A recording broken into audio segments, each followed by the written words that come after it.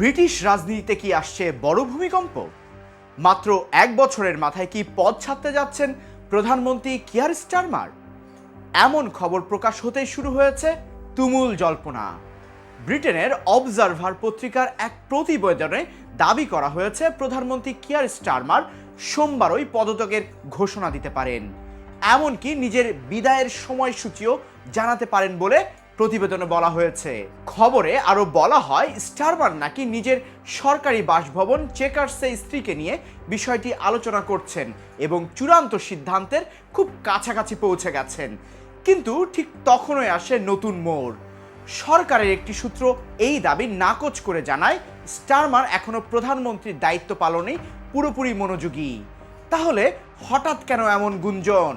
শুক্রবার স্টারমারের রাজনৈতিক প্রতিদ্বন্দ্বী অ্যান্ডি বারহাম পার্লামেন্টে আসন জেতার পর তার বিরুদ্ধে আনুষ্ঠানিক নেতৃত্ব চ্যালেঞ্জের পথ খুলে যায়।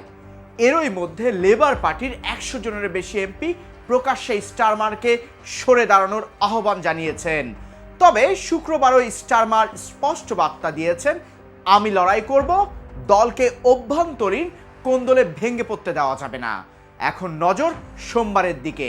সত্যি কি পদত্যাগ করবেন কিয়ার স্টারমার, নাকি সব গুঞ্জনের ইতি টেনে দায়িত্ব থেকে নেতৃত্বের লড়াই করবেন?